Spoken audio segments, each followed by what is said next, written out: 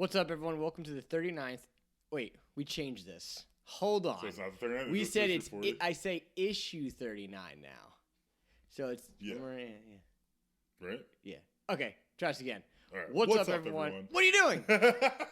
Try this third time. What's up, everyone? Oh my god, I quit. I know. This is issue 30. No, I don't want it. You gotta do the opening. I don't want to do it anymore. You gotta do the opening. I'm tired. Listen, I'm backing up. I'll tell you what, I'll even sip this one. I'll sip this Mother's Milk we're drinking in honor of the boys.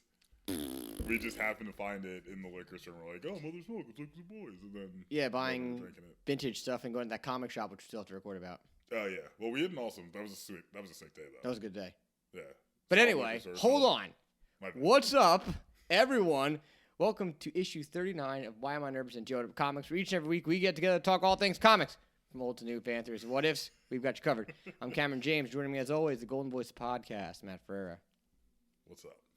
Wow, so enthusiastic. So enthusiastic. Yeah. No, so we had an awesome weekend, like we said. Like we went to that video game store. J2 Games, shout out to those guys. They have one in Clark and they have one in Ocean, one in Massa, whatever the fuck that is. We went to the one in Clark, and then we went to the liquor store, which was awesome. Then went to the comic book store, and then we literally got lost in a time vortex trying to find the Garden State Parkway. We did.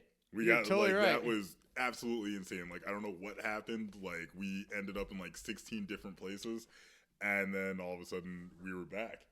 It was very weird. Yeah, the comic shop was unique. Yeah. It was an interesting experience. Yeah. Cool shop. They had a sick Venom thing that I'm actually going to post online later. I took a couple pictures of it. I think I should put that on the Instagram. They had this Venom bust. I don't know if you saw it. I remember. Yeah. Yeah, it was nuts. The thing about that shop is it was called Classic Comics, and it was in Clark? Rahway. Yeah, one of those. And it almost felt like a shop where you had to spend an hour there, not 10 minutes to spend $47. Mm-hmm. You know, because they had so many comic books, and it was overwhelming. Yeah, I definitely agree. They had definitely a lot of products, but it was tough to kind of sift through it. Yeah, they had a couple cool. Action figures, which we actually got one. Yeah.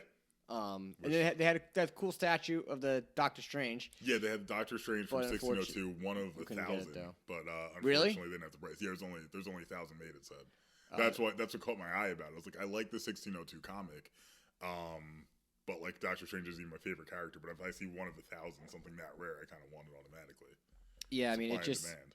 Yeah, it's unfortunate that they wouldn't sell it to us, but I get it. I mean, the owner wasn't there apparently. Yeah, so you don't want to sell it for the wrong price and then find out this is worth $10,000. You sold it for $80. Yeah, what I did like about the place a lot though is the guy was super loyal when it came to what's the word?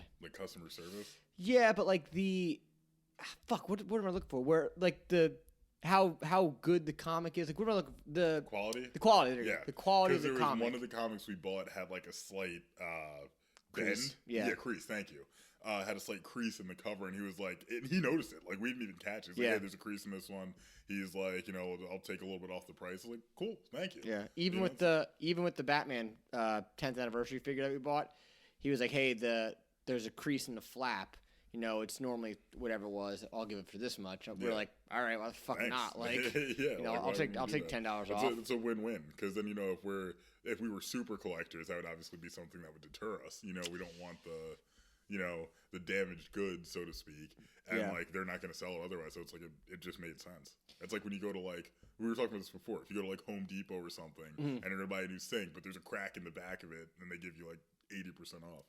Yeah, I would say I'm a pretty hardcore collector, but I'm a collector that I just want CIBs. You just want to have it. Yeah, and for me, if the thing isn't that means complete in box. Anyone doesn't know that. If it's not complete in box, I'm a little bummed out. I mean, the box can be open for all I fucking care. Yeah. But because I pose everything on my shelves. Very few things I actually keep in the box. I keep the Mezco stuff in the box for now because I just don't have another D-top shelf to put it in. And that room's already maxed out. I genuinely don't know where the fuck I'm putting it. Can you expand up? Could you do it almost like an old school library where you've got the massive fucking things? I wonder if I could. I don't know how I'd get up there. You get one of those library things that you can slide around. Bro, you know how big that room's smaller than my closet. I mean, Why don't you swap that out with your closet? Good point. I mean, I could just make the freaking mini arcade room something, but I don't know. I also feel like it'll be cool once I finish the basement, or if I ever move. Like, I'll have so much shit to be able to sprawl out. That, or finish the man cave with that. Just move the figures and stuff in there. I don't trust it because of the change of temperature. Yeah, that's why the comics aren't in there. Plus, we smoke in there. What am I gonna do? Fucking have these figures smell like cigar smoke? Cigar smoke. That would kind of suck. So I'm a little. Doesn't smoke. Nobody drinks red wine. I don't care what anyone says. I know people think he does not. Well, no, there's the one comic where I forget did Jeff Loeb write it? Where he's talking to some woman and he's at dinner and he's eating like steak and like red wine. It's like red wine, one glass, like 20-ounce porterhouse steak. That's all he eats. Like she makes a whole comment. He drinks fucking red wine. Yeah, but she makes a comment on his eating habits, which I thought was weird at the time. But then when you look into it, if you were like a bodybuilder or like supreme athlete, you wouldn't be eating exactly what he was. But yeah, I mean, I think I'm trying to finish the Batman animated series, but it's just so long. It's super long, and some of the episodes, while they're well written, I run into the same problem with X-Men, where bored's not the right word, but because it's so based on the comics, it just gets so slow. Sometimes you're like, okay, like, where's the action? You know, excuse me, the thing too, which is definitely different than like the Harley Quinn cartoon, is that I feel like the old 90s cartoons, it was just like you watched one episode and that was like start, middle, finish. It was done. Like they weren't tied together. There wasn't. They got tied together later on. In the very beginning, they weren't. I agree. I guess because the only reason why Batman Beyond is kind of tied together is because it's Terry McGinnis being trained to be Batman. Right. Otherwise, there really wouldn't be an underlining story. I mean, it's and not for nothing. I got a bone that show, the Terry McGinnis thing, like the fact he just like becomes Batman in like a day and just learns how to fight. Did you not watch the Justice League tie into that, where they explain Terry McGinnis' whole background? I think it's Justice League Epilogue, I think is what it's called. No, I didn't see that. It's like half an hour. We can watch it after this if we have time. Why, they tie it together? Mm-hmm. I wonder definitively. Really? Mm-hmm. They do a really good job. I mean, I'm still in beliefs that the Batman is actually going to be Terry McGinnis. So we'll see. Terry McGinnis. But speaking of Batman and the Batman, though, we're 1 month and 2 days away from the premiere of Zack Snyder's. You want to dive into that now, or you want to wait? Well, I was just gonna say we've got to make sure we have Goku Kyle ready to attend. Yeah. As per our original instructions, because we thought this was gonna be in August. So like, we've got to do we nerd rope this, or do we just go in through it straight? I think we got to go through it straight the first time. All right, we need beer then. Yeah. But we'll make that the first. We'll rearrange our hot off the press and make that the first conversation to have. But once again, this is Why Am I Nerd presents Yoda Comics, where you can follow us on Instagram at Why Am I Nerd Official, Facebook.com/Why Am I Nerd, and listen to new issues every Monday on YouTube and your favorite podcast service. Also, this week over on the Alpha Beta Gold Show, we wrapped up the final bracket, which was for the PlayStation 2, original Xbox, and GameCube era, which game we felt needed a remake. And you can also check out the one previous, which was PS1 and N64. And then before that, we had Sega and SNES.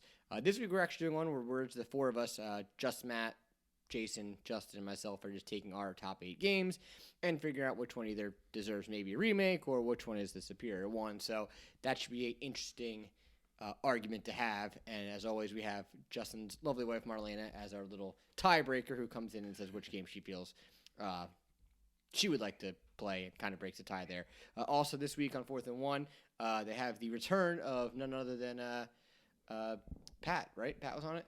Yep. McGuigan was on it? Yep. So you guys can check that episode. That was a long one. It was about an hour and a half, so get your seats ready. Well, then again, both shows last week were about an hour and a half. So yeah, we'll see. And then we'll have we might be getting back into. Are you going to be on the next 4th and 1? Are you going to jump in? Or are we going to get? I don't know, man. You did a pretty good job intimidating me, or imitating. Imitating you? Imitating. I didn't think you were actually going to listen to it. I was like, let's see if you actually. Oh yeah, man! It was a fucking clip. You watch it. Everything's fraud, right? Oh, you guys got a new member of your fraud team, by the way. It's Justin Vitale from the fucking Alpha Beta Gold Show. I made him a fraud member for you guys. Oh yeah, why is that? Because he thought that I sabotaged the first 2 brackets because I won. And then, so he took control of it this week, and he was like, "This is awful. Like, I'm not doing this next week." I was like, "I know it's not fun, but." So he's a new member of your team. But anyway, moving on. Tell us what is hot off the press this week, courtesy of the Planet Bugle. Well, you already kind of said the first one. Yeah. So the first one, we're just gonna go right into it and talk. Wow, a few of these I didn't know about at all. We're just gonna go straight into that new trailer for Zack Snyder's Justice League.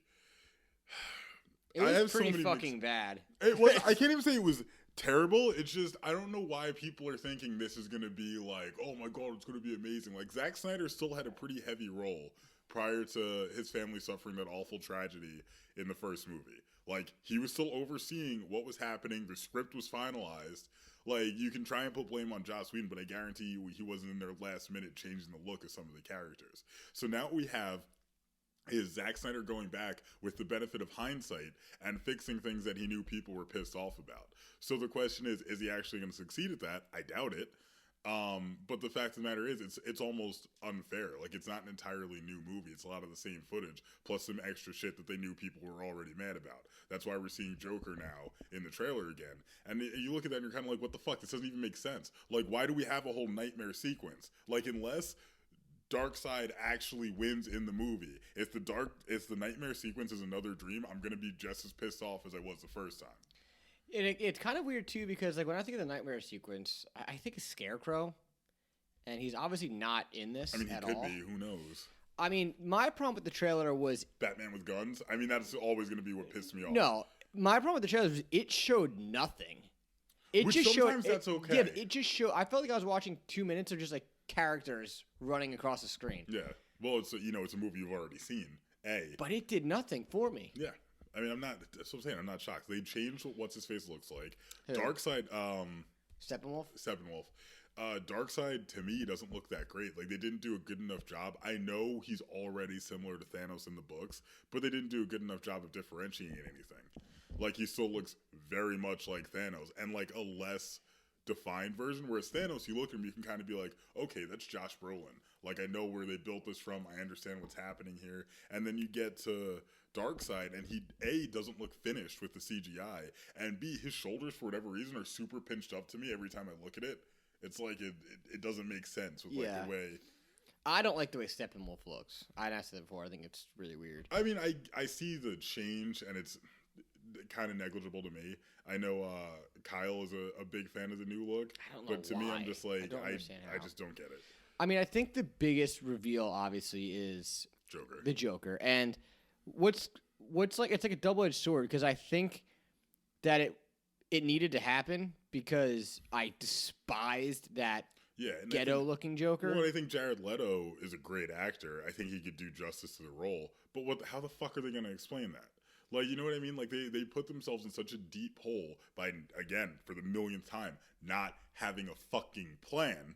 They didn't have a plan at all to go through this, and they just kind of threw shit out there to see what stuck to the wall. Like, oh, what if Joker looks like this? And then it fucked up, and now you're stuck with that look forever. And now they're just changing it. And does Joker look better? Yes. But he's now teamed up with Batman, who's using guns. I'm like, I'm now to believe that Batman's been driven this desperate this quickly. Unless, the only thing I can think of is that it's not. So there was a rumor that I read where he just has makeup on, covering up all the tattoos. That's why there's gloves on his hands. But I don't think that's it. I think that they're smart enough to know, like, hey, we need to do a hard reset with him because this Joker got a lot of backlash. Also, his teeth are supposed to be fake. And I'm pretty sure those are his teeth in the trailer. I'm actually about to look it up right now to confirm. You know, I think the biggest problem is obviously if you bring Margot Robbie's Harley Quinn into this universe, how do you explain her tattoo removal? Oh, I didn't like him, so I got lasered him off. Like, it is an option. Yeah, but that's like the cop out way. Like, it would almost be better if the way she, like, if I wrote it, the way I would freaking pull her into that is that I would say that she falls into the pit. Actually, here's a question: how much money did they get for? We need the stat man. How much money went into Snyder Cut? I think they said it. It's something like $100 and something million. No way. Oh, Snyder Cut cost Warner Brothers at least $70 million.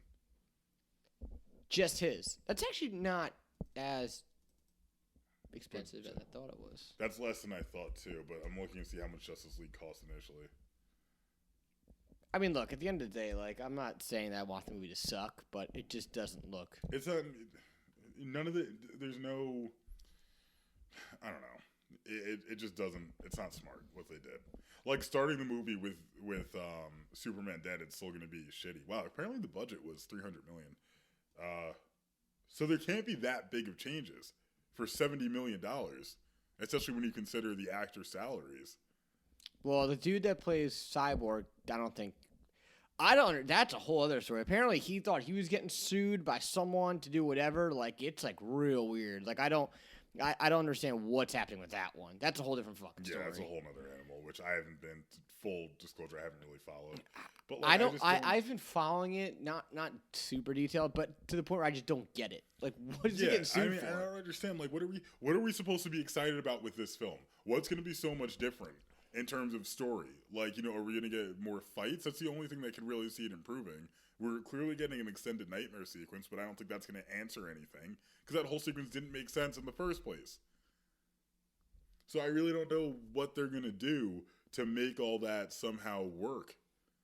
I think this needs to be a one and done. I know we talked about it last week on how, we spoiled the rumors. We won't talk about it again now, but, they had those rumors about, two of the characters getting, eliminated. Yeah, removed from the series. And to me, it just doesn't do any justice, especially, like, I don't know, the two that they want to remove don't. It's the last two they should. And I don't want to get into details, but you know what? This is going to be a minor spoiler. If you have a brain, you're going to be able to figure out what I'm about to say, even though I'm not going to say it directly. So if you don't want to know anything, I recommend you skip 30 seconds to a minute into the future on this. Ready? 3, 2, 1. Here it goes. The two characters they're talking about killing are the two most successful independent films that they've had. So it's a terrible idea on that aspect. Like, why would you do that? Yeah. It's just not smart. Like, you know what I mean? It's not. Now, granted, I know none of the characters are really of consequence because we don't have a close relation really to any of them. Mm-hmm. Only a couple of them have had films, and a lot of the films that are set or that we're really seeing came after Justice League, like some of the ones that we're still waiting on. The original Justice League, the 2017 one. So I really don't know what they expect us to really do with this. Like, it seems very short-sighted. This whole movie seems short-sighted. Like, yes, people clamored for it and people asked for it, but it doesn't mean it was the right thing to do on Warner Brothers' part. Look, this is just a fan service. That's all it is. It is, but is it gonna? I don't see how it pays off. I don't see what the benefit is. I don't see how anyone makes money. This isn't gonna restart the franchise because the whole thing's still a mess. Especially if they kill those two characters off. Well, and if what? And if this thing bombs, like, okay, let's look at it that way. If this thing bombs, it's a complete waste. And it's going to screw everyone else over for the opportunity to actually remake movies that deserve it. Not that there's many that do deserve to get remade, but you get what I'm saying. And if it is successful, how do they go forward when they've lost Cyborg, essentially, and then these two other characters are now going to be out? Like, you expect audiences to stay involved? I guess that's where Flashpoint comes in. But I don't know. I wish these movies did well because obviously I'm a fucking DC guy, but they just suck. Are you kidding me? I wanted the movies to do well. Like, it's, you know what I mean? For all our jokes about Marvel versus DC, it doesn't mean I don't want to see a good Justice League movie, and I think Ben Affleck had the potential to be the best Batman we ever saw. Especially when you look at the action in Batman versus Superman. As shitty as that movie was, when he fights all those guys in the warehouse, I was like, this is what I wanted. This is what we've seen from no other Batman at any point in the past. Ben Affleck looks the most apart. I think if he had good material, he would have fucking nailed it. I don't know, man. I think the problem is that Batman seems to evolve as a character every, 10 years. Fair. And, I think that, when you look at Michael Keaton's Batman, I think it reflects the Batman that was kind of around his time. Speaking of, he's coming back, right? That's confirmed for Flashpoint? Not for Flashpoint. In the comics, the 1989 Batman's coming back. For what? I didn't read the full article because I thought we were going to have it on the list I didn't today. See it. When was that announced? Recently. Hold on, I'll send it. Really? Yeah, I'll send it to you right now. Yeah, so, I mean, I think he got, I think that the Christian Bale Batman kind of fit that time frame. I think the Batman that is in, the Batfleck Batman, he's more of like the 90s style Batman because just of how he's built. But I don't think the material around him was necessarily 90s material. And I've said it before, if they had just done like The Dark Knight Returns, like the Frank Miller book, it would have made sense. But they didn't. And as I've mentioned multiple times before, I just feel that the biggest problem I have is the age gap between all the characters because it doesn't fit any of the comics. Agreed. And sorry, I finally got this up, so I was going to... What's it say? All right, so this comes to us from comicbookmovie.com. There's some huge news today from DC Comics as the publisher has announced plans to revisit the world of the classic Batman and Superman movie franchises. And you can find artwork and story details here. It's written by Josh Wilding. This July, DC Comics will revisit the world of Richard Donner's Superman the movie and Tim Burton's Batman. The latter promises to pull on a number of threads left dangling by the prolific director. It said that Ham and Quinones will help usher in the return of Selina Kyle, Catwoman, and will debut a new Robin. Plus, Quinones has a vision for Harvey Dent, Two-Face, that is as close to movie magic as a comic can get. So despite the title, this is clearly set to serve as a Batman Returns sequel. So Superman, wait, I don't where did you get this article from? Comicbookmovie.com. The name of the title of the article is DC Comics announces sequels to Batman '89 and Richard Donner's Superman, but whatever. Batman '89. Yeah. Did they show the DC announcement? Oh, here it is.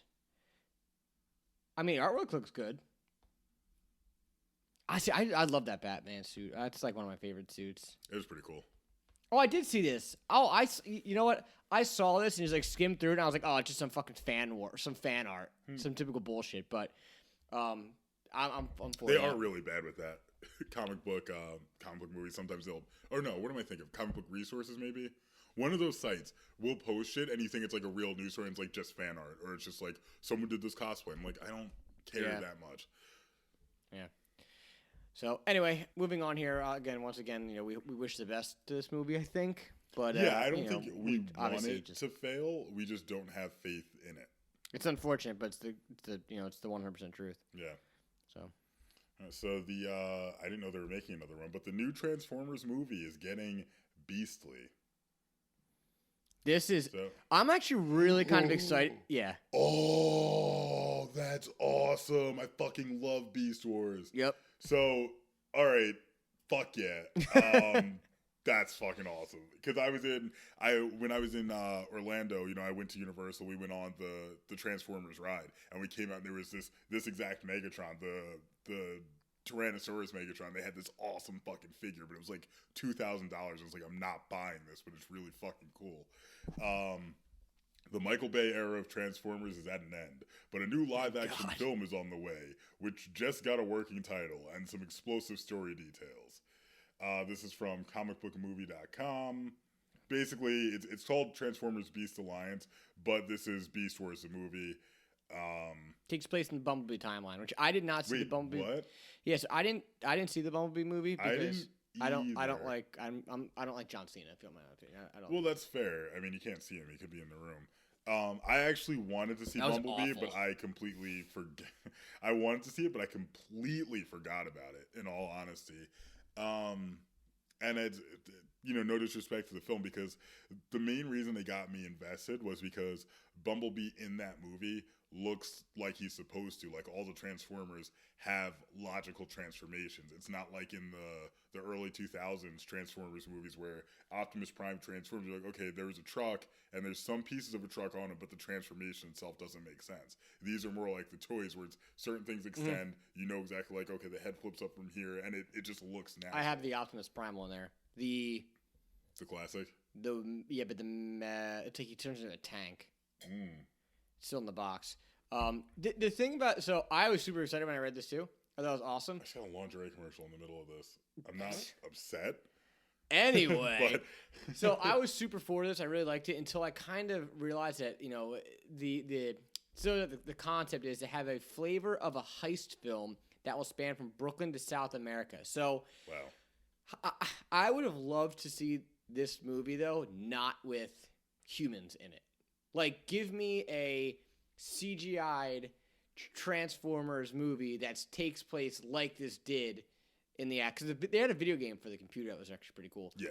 But I don't feel like these movies need fucking humans in there. And, hey, we're on Earth to save the fucking day. Like, how about you just deal with your own problems? You know, and that was the big thing I didn't like about the Michael Bay film was just like, we get it. There's a huge fucking robot. You send the entire military to try to take it down. Somebody falls in love with the robot. The robot's really harmless. The robot, it's like, dude, I'm not watching Godzilla. Dude, and it went back and also, you know, that's a thing. One of my friends is a very big Godzilla fan, and I sent him a post I saw on Instagram today about Godzilla, and I'm like, why the fuck? I hope they don't do whatever they do with every movie for Godzilla versus King Kong, because they do the same shit with Transformers, where it ends up being about the humans. I'm like, I don't fucking care. No, you don't know what they're doing with King Kong? No, they're fighting. Yeah, but I'm saying he's not fighting Godzilla. There's gonna be like Mecha Godzilla or something. The rumor is that it's Mecha Godzilla. Yeah. And the rumor is it's Mecha Godzilla, and then the guy from the first Godzilla movie, the second one, whatever it was, like made him, and then I forget the name of the company. Do you have an idea how much it would cost to build a giant mechanical Godzilla that's free? The joke is that like. So King Kong shows up for a reason. He's there. They capture him, and he's fighting Mecha Godzilla. Apparently, he like burns his skin off, and they're like, "Oh, it's a fucking robot." And the theory is that like real Godzilla is just gonna like show up and be like, "Sup, I'm here. Let's fuck this up." And they're gonna like, I'm like, what are they gonna tag team it? Like The Rock and Stone Cold? Yeah. It's like, but like that's DX. what I'm saying. Like you just hear the fucking music, like, oh my god, it's King Kong. Like, it's with an elbow drop.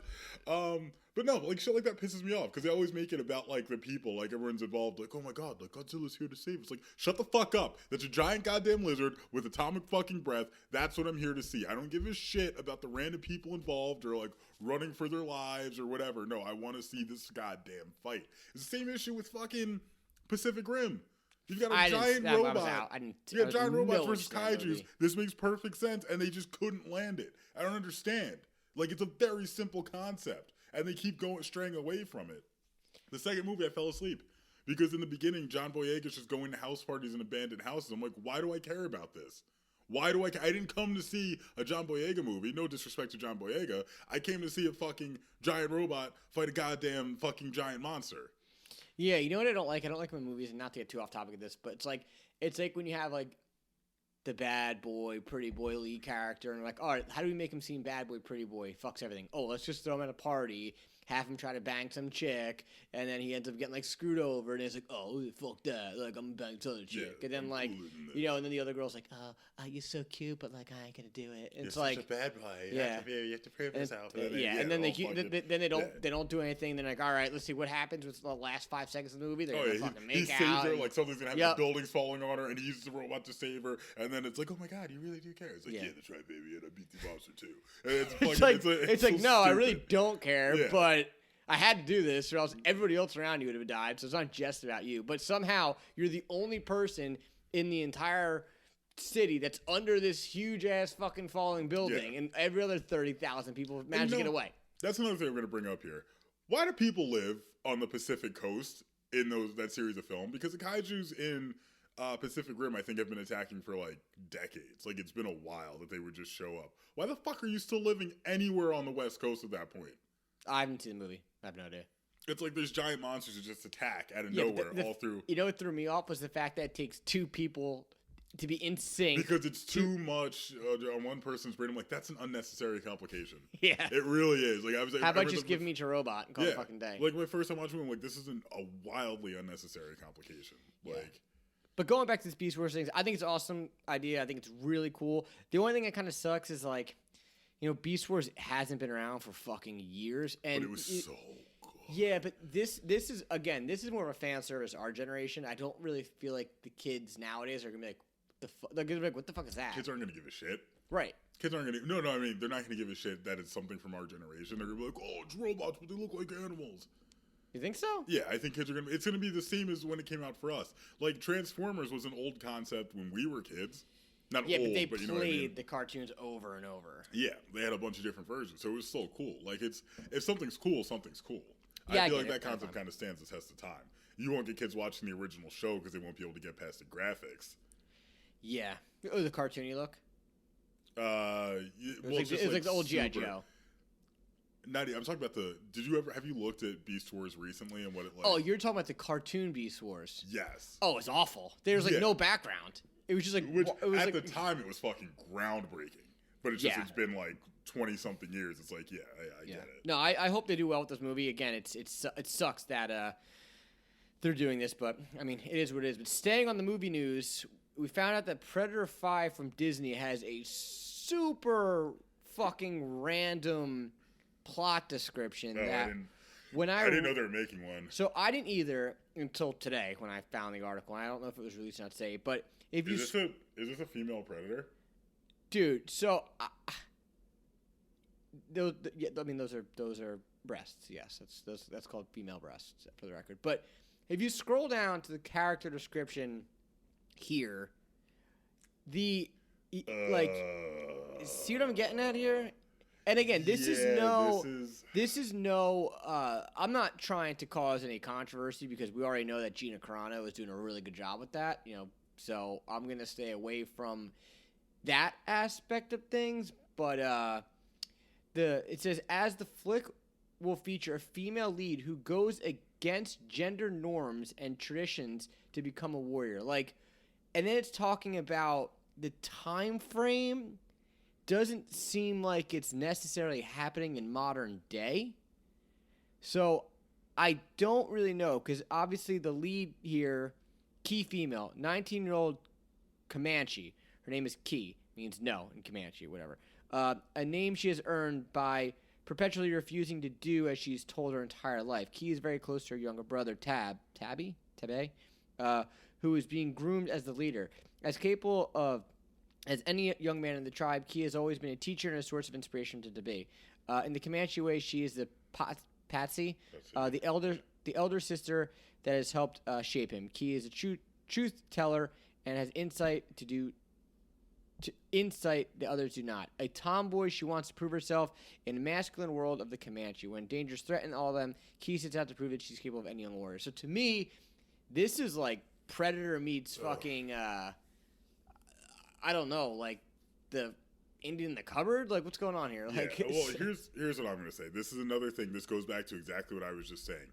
Nobody's watching Predator for the side characters, the exception being the first movie. Because if you just go in, if you turn on Predator and somebody is watching this movie for the first time, you barely realize that there's an alien involved until he shows up here and there, but you are interested in those characters, but you don't get full on depth backgrounds. These are just badass dudes doing badass things, getting attacked by an alien. That's really all the background you needed. I don't need a full coming of age story. Like, sure, female power is great. Like, and you're doing something for an underserved population in Native Americans that, don't get full representation in films. That's great too. But this isn't the movie for it. Like, this isn't the place to, I want to watch a movie about the fucking Predator at this point. And every single Predator movie is the same fucking thing. On top of that, too. Like, every single Predator movie. Outside of the first one. The Danny Glover one. The whatever the fuck happened in the last, 2 or 3. It's like, Predator shows up. Oh, what's this guy? He fucking turns invisible. Oh, he's killing everything. Like, oh, he's hunting us. We've got to hunt him. Oh, now that we've hunted him, we've earned his respect. He's going to leave us alone. Every fucking Predator movie is the same goddamn thing. Let's think about this for a Every alien second. movie is the same goddamn thing. Sorry. No, let's think about this for a second. So, in every alien movie, right? Or alien movie, in every Predator movie so far, obviously, they've had guns. This is a Comanche tribe. So they're going to fight the Predator with sticks bows and arrows? And bows. I would imagine they have guns in the Comanche tribe. You saw Banshee. It's modern day, right? Or is this in the past? That's what I'm trying to figure out. That's what I'm trying to say. Like, when I read this, I'm under the impression... that would be even worse. Don't do that. That's what I'm under the impression that this is... Oh, no. That would be... Oh, that would be so bad if it takes place... Oh, you're right. Many years ago in a time before any Europeans had ever encroached on their lands. This is fucking dumb. Yeah, okay, so here's the story. Dumb. The story of... Yeah. Arnold fucking Schwarzenegger, with the full breadth of modern technology and weapons, could barely handle the Predator. What the fuck are you going to do with sticks and rocks? I mean, granted, he did beat the Predator with sticks and rocks. But it's not the goddamn point. He also had other shit. Yeah, because it says here, like I said, many years ago, in the time before the Europeans had ever encroached. So this is super far in the past. So it's like why? Why is this necessary? The Predator. Are they going to speak English, or is this going to be like some fucking like apocalyptic shit? It'll probably be something where they speak English, but they're not actually speaking. You know what I mean? Like they'll speak English with an accent to make it seem like they're speaking a different language type thing. Where they do it to make it easier on the audience. Like, okay, and what are they going to say, that the Predator isn't high tech enough, that he doesn't have a fucking blaster cannon? Because then this goes. So what do you mean he's not high tech? He came from a different fucking planet. There's no way he's not high tech. No, my point. But the fact that this is dumb. No, I'm with you on that. That's fucking stupid. Now, granted, I will say Arnold did beat the Predator using like his own weapon. Yeah. He was very much like using like guerrilla ambush tactics. I get it, and you could try and say that, but the only reason Arnold lasted as long as he did was because everyone else had modern weapons and was firing off guns and did other shit. Like, it wasn't like he started the movie like, let me just hide in the mud. Like, and he had an understanding of the technology that the Predator had, which I don't think is going to be the case in a year long before Europeans ever increased. So this is like the 1300's, maybe? You imagine like fucking Predator was just like fighting King Arthur. If Predator fucking showed, I mean, actually, that would be kind of a sick movie though. That would be kind of sick. Like it would almost be like the opening to Justice League, which was the best part of that movie, where everyone's going in against Steppenwolf and his army, and he's like, I'm a badass, like I'm gonna fucking fight you guys with my fucking stick. But anyway. But I guess my thing too is like, okay, so if the Predator has been so souped up since the 1300s, how come when he gets to fucking America in the 1980s, he still has the same fucking thing? Who knows? Who fucking... Maybe they purposely don't have... Maybe they have a set thing they're allowed to bring to each planet when they fight. What? They could have like a set, like a loadout. Like, okay, here's your Earth loadout. On. Like, you got your invisibility suit and your fucking... boom, I mean... Look, obviously there's ways you could do it. You know, obviously the picture here of the female-looking Predator, you know, she just has like a huge bow and arrow. Yeah. This looks like... Well, I hate the fact that... This is a toy, obviously. It better be. Like, don't have a female Predator in the movie just because there's a female lead in the movie. I wouldn't be surprised if I wouldn't either, but, like, why? Like, why does the female Predator have... And actually, the title of this is actually really smart. Disney's Predator 5... I have beef with this. This is my next point. Didn't learn from the new Terminator. The new Terminator was actually a very good movie. The issues I had with the new Terminator... Oh, you saw it? Yeah, the issue I had was... I felt like the chick who was supposed to be the leader? No, the Terminator that was coming after the chick that's supposed to be the leader. Yeah. The gooey-looking guy. The guy... He was like the same Terminator essentially from... Terminator 2? Yeah. But he also had he could separate, so it made him a little more Yeah, but dangerous. that was really about it. I get that. My issue was the chick who's supposed to play the leader in the future fucking sucked. Every time something was focused on her in the movie, it took me out of it completely. But the chick who played the cyborg who came back to save her I fucking loved. I thought she was fucking awesome in that film. I was about it. And I think when there was rumors that What's-Her-Face was getting replaced as Captain Marvel, I was hoping they were going to replace it with the girl from Terminator. I got to look up her name. See, the thing about Terminator, the new Terminator movie, though, that the only thing I was like, please don't do it, and they didn't. I'm going to spoil this for the next 30 seconds, so again, jump ahead. When they were like, when she was like, I know you, and they go back in time and they show you how the new leader saves her. Remember how she... Yeah. I was like... all I said to myself was, please don't make... No, I was like, don't make them be like a couple. Oh, yeah. Oh, I was like, I thought she was going to be like, you're my lover in... Yeah. Because I'm like, all right, with everything going on in the world now, and like, it would have been too much. It's being more... Mackenzie Davis is her name. Mackenzie Davis, I thought, did an awesome fucking job in that. Absolutely. I thought the girl who played Sarah Connor. Oh, she's always badass. She was good.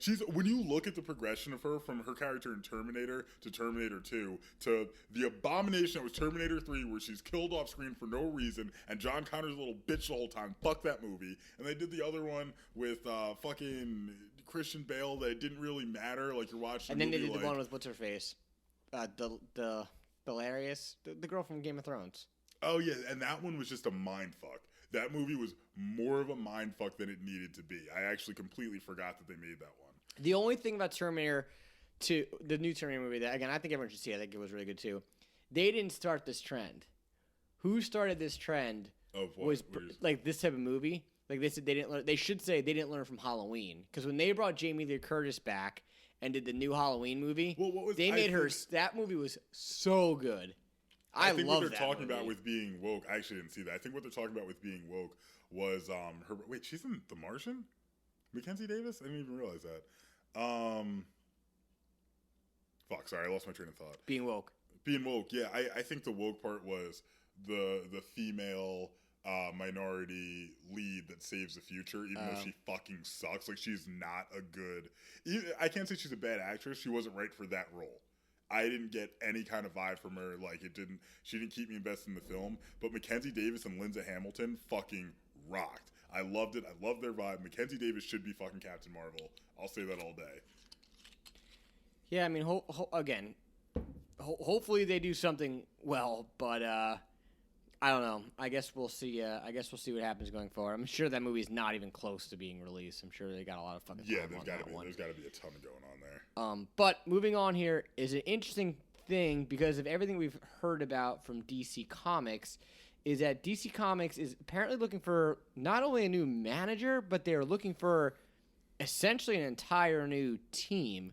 According to the internet here, on the Job Watch, wherever the fuck Bleeding Cool's Job Watch, apparently DC Comics is looking for absolutely everybody from director of franchise development, associated sales manager and sales management, managing editorial for manga, junior designer, comic book sales rep, comic book store employee, that's kind of relevant, production manager, marketing intern. So they, for a company that's been rumored to be going under in July, and for a company that's been rumored to be either selling, they're doing a pretty interesting job rehiring their entire Executive fucking editor, Marvel Imprint. That's a weird one. I wasn't expecting that, but that's for Disney parks. Listen, bro, I'm gonna throw this out there. We're not applying Why not? because they'd probably look at us like, you two fucking fools. What do we have to lose? I mean, I guess we can. We probably Like, and I'm saying if we're gonna apply, like, let's go fucking big. I'm gonna apply for director of franchise development. What did you fucking get? 100%. Acts as a wait. Hold on. Sorry. So to give the background here, and we've proved prior to this on the show that we're capable of doing this. Writing better movies. Writing better, directing everything. We can do everything. Warner Media seeks a director, franchise development, DC, for the franchise management and marketing department. The director of franchise development is a dynamic, strategic, and collaborative professional who will lead the development and activation of a Warner Media global franchise strategic plans, along with responsibility for collaborating across the enterprise to build the DC franchise businesses. Acts as a franchise steward by being the voice and advocate for the franchise through Warner Media. This is a Kevin Feige role. We can 100% do it. I guarantee you give me a week and I come up with a comprehensive plan for a full 3 phases. Yeah, see, I'm kind of in. I don't know. I've said this before. I'm indifferent when it comes to these type of things. Like I don't like when they blend them all together. Like I want to see the stories just be the stories, and like if I'm reading Batman, like You can do that. It's up to you, but you're developing the franchise however you want to do. Like I'd rather just read and I'm not saying Batman needs to go. Like I know Batman, they're coming back with 106, and you know they introduced Ghostmaker in the new stuff. They introduced Punchline, Clown Hunter. The comics, right? No, I know. Is it? It? Oh, I was under the impression this was for the comics. But anyway. Actually, maybe it is. It doesn't. It says DC franchise business. Either way, we should apply for it. We should both just put our resumes in for that. I mean, well, what does this guy do for a living? Oh, he's a restaurant owner. Yeah, let's bring him in. Whatever. It'd be like, yo, fuck that. I'm going to apply right now. So this will be interesting to see what ends up happening. I hope that they do the right thing.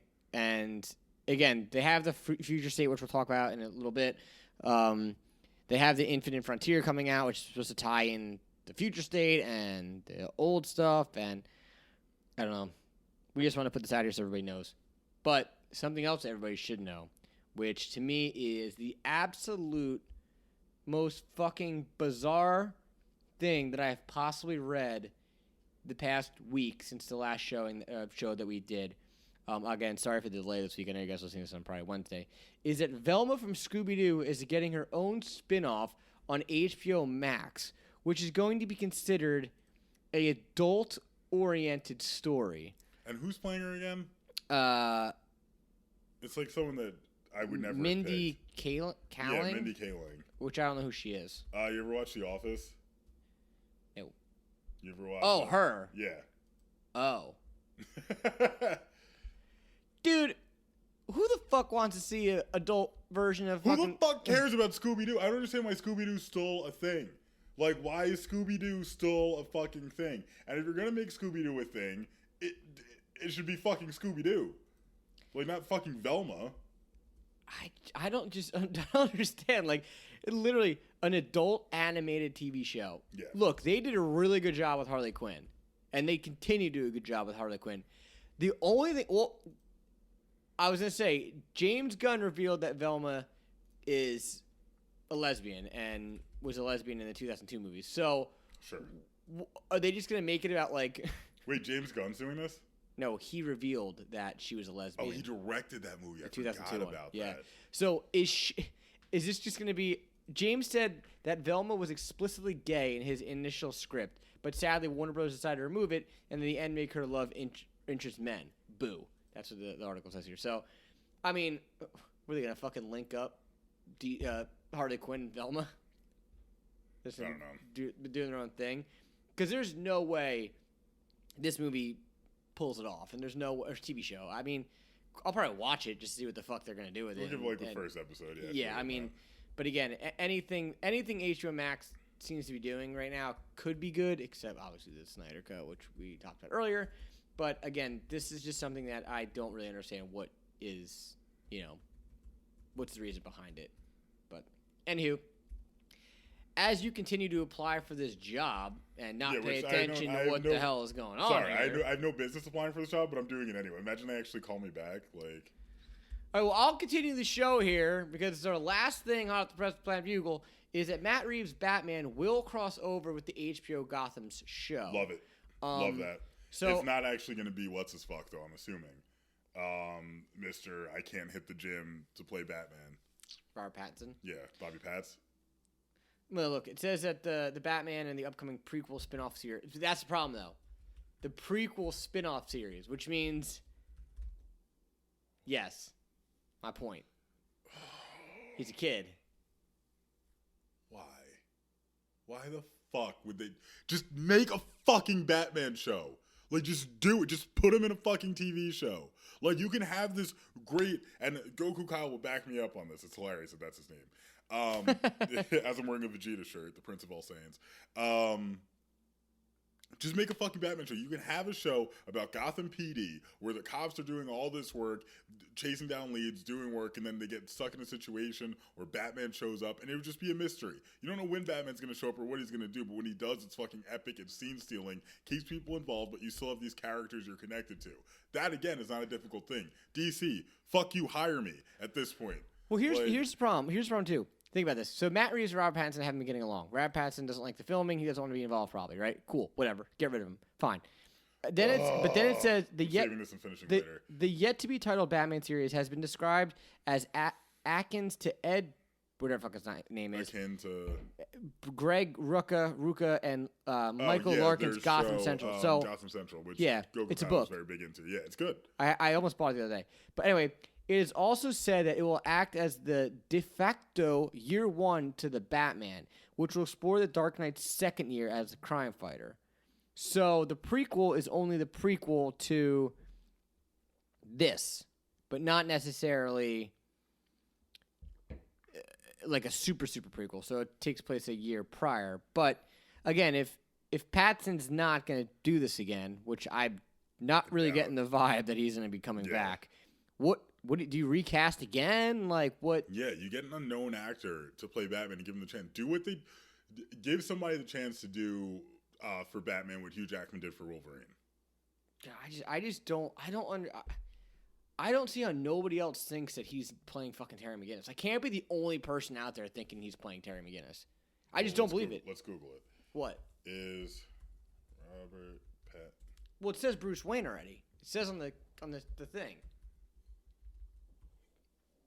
And if they've already casted they one dude to play Alfred, I mean that doesn't make sense either. Unless he's playing Bruce Wayne, they're just like doing a really good job keeping it secret. Someone We Got This Covered did a version. They just updated the costume to show what he would look like as Terry McGinnis.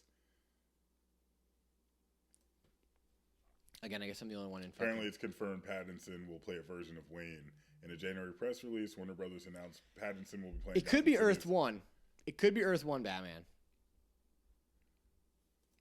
Because he's a little more. I have the books now. They come out with Earth 3, which is really fucking cool. Or not year 1. Year 1.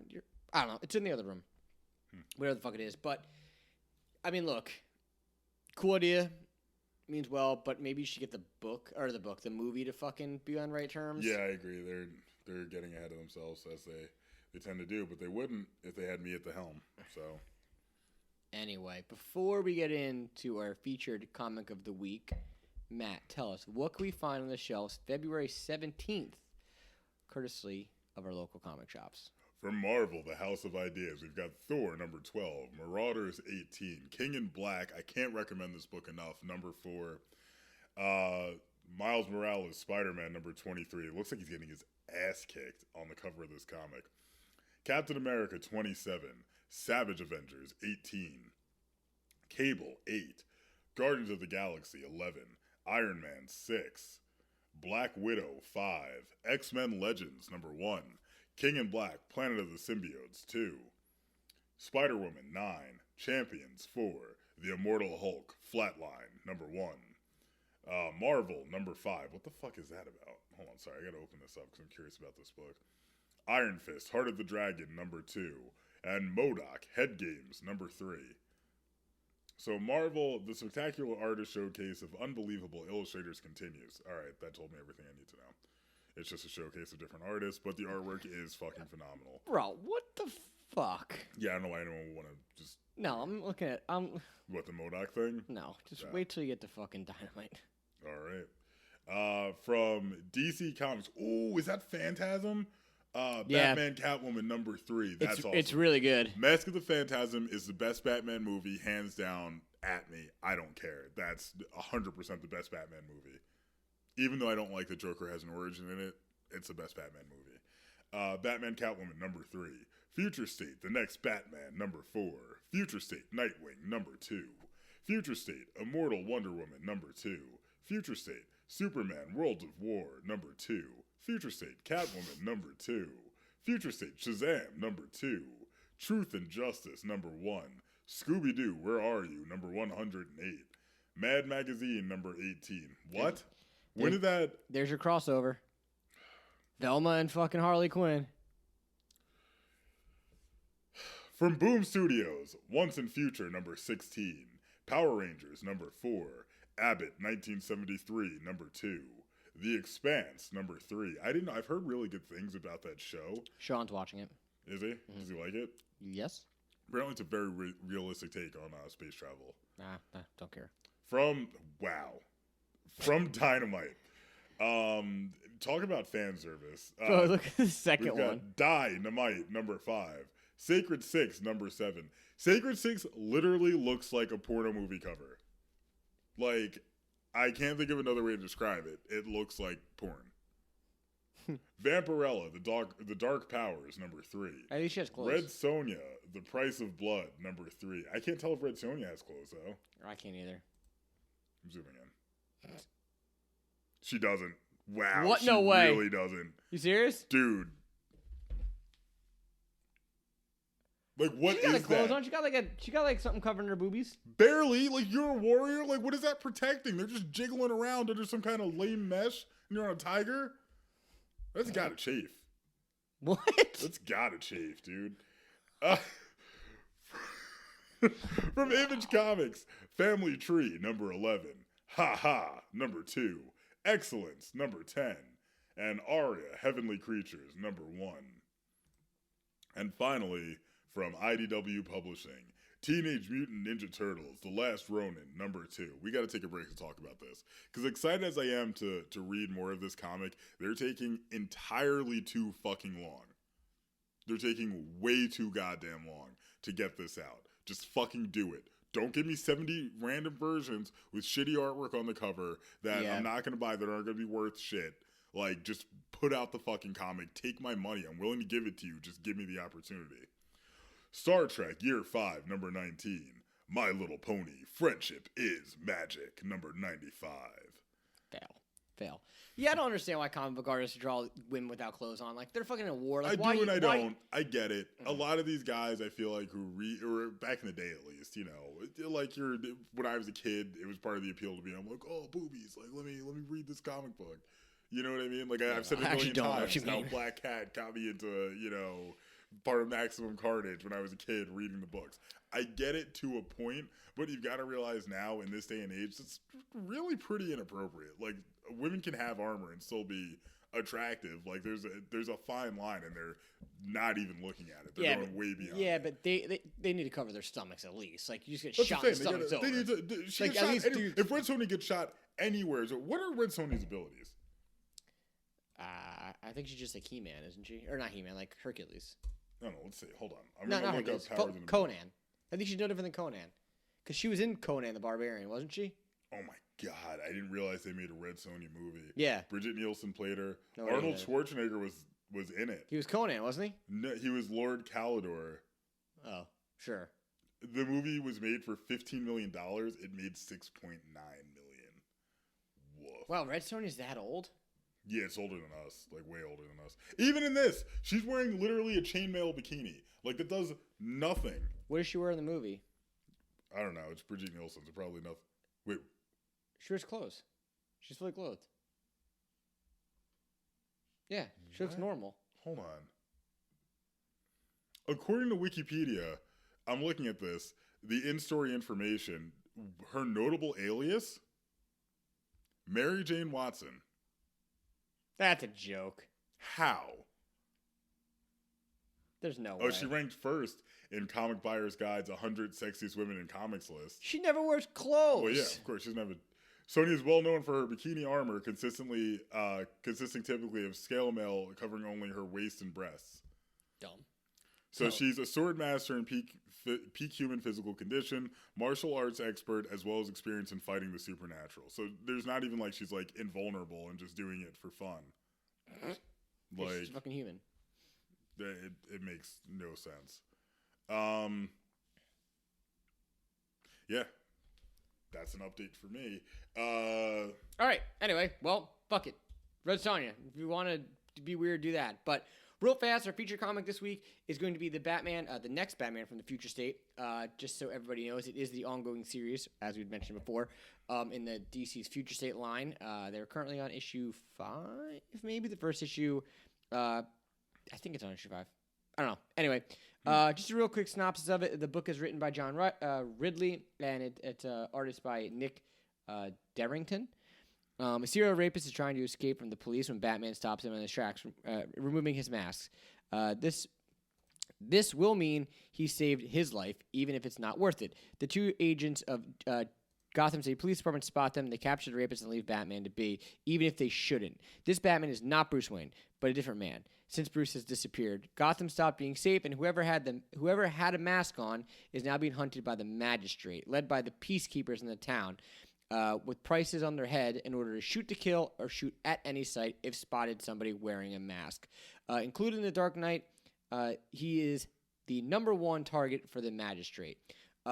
So the thing that kind of sucks about this book is you find out immediately that the next Batman is Tim Fox, and Tim Fox wasn't brought into the DC universe until some point in Death Metal, I think. Hold on. Yeah, so he comes up in Dark Knight Death Metal 7 is what we have here. And the problem is the Dark Knight Death Metal, first of all, is really fucking confusing and hard to read. And you just don't care enough, I feel like, about Tim Fox. They try to make you care about him. He's the estranged son of Lucius Fox, but I don't know. I think it's a cool concept, and he does have some pretty cool armor and like gadgets. He has kind of like these like claws, like kind of like Wolverine claws. But the character design is cool. I'm totally behind it. I do like how they make him a little more edgier than Batman.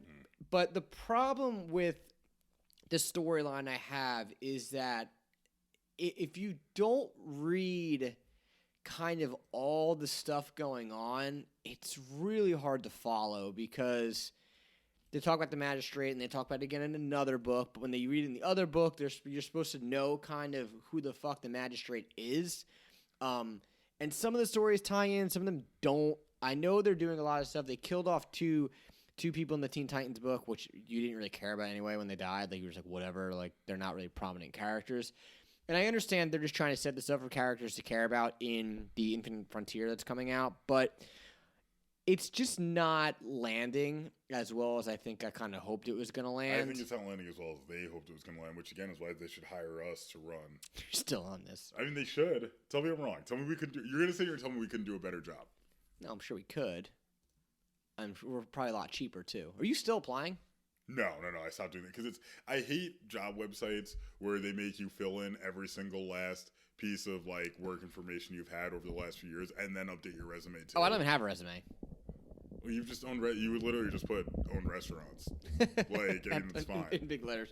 Yeah. But like, I mean, like, I've had jobs, the past few years, like mostly working in digital marketing. So I have a resume, but I hate when I have to go and put every single detail about every job I've had in the past year. And then they're like, add your resume. I'm like, well, why the fuck did I just do all this? Yeah. Like... No, but, going back on it real fast, for the future state of the next Batman, I do think it's worth the read if you want something that's just, like, quick and it's not one and done, but, like, it's a one and done in the sense of, like, once the series is over, it should be over. I don't believe they're going to carry it on afterwards with, going forward. And I know that there is only, there's 4 of the next Batmans right now. I don't believe that they're doing a 5th. I believe 4 wraps it up. I don't think it didn't come out yet. I think it's in April. Anyway, but again, if you want to check it out, I definitely recommend it for somebody that wants something that's like kind of an easy read. But do keep in mind that you have to kind of know what's going on in the other stories, which is similar to what they did in fucking Dark Knight Death Metal. Which, if you want to read something really trippy, go read the Dark Knight Death Metal. But anyway, I do think it's a cool book. Like we said before, we're going to do these little tiny quick conversations on new comics rather than talking about, a whole entire series or, old books that you guys maybe not necessarily have. You should have already read, and we're just kind of rereading it. So, moral of the story is, if you want to read something new and fresh, but kind of have to read a bunch of other shit along, go ahead and read the Future State, the next Batman. And yeah, that's kind of all really I got. So that does it for us here today. But before we go, Matt, what is our shenanigans engine of the week? I mean, I feel like anybody listening today could guess. I had a different one, but I'm changing it now. It's fucking Red Sonja's armor. Are you kidding me? How has she lasted this long? Like anything, Poison Ivy, while she's walking through the forest, literally anything could happen. Like, I mean, she could turn the wrong way. Like, for anyone who's a girl on this show, I'm sure you've slept in a tank top at least once. You wake up, some things are out of place. There's no way you're out there fighting battles without proper support or protection and lasting for this long. It's bullshit. All right. Well, I guess that's it. I guess that does it for us today. So, once again... Fuck that, I'm so bad. Oh, man. Once again, this is the Why Am I Nerd presents What Up Comics. You can follow us on Instagram, Why Am I Nerd Official, Facebook.com/Why Am I Nerd, and listen to new issues every Tuesday on YouTube and your favorite podcast service. Sorry that today it's Wednesday if you're listening to this. We had a bit of a delay. Valentine's Day was here, and I was busy spending it with my neighbors. So, but once again, the best of us. Yeah. Well, we're the Nerds with the Mouse. Until next time, we're out.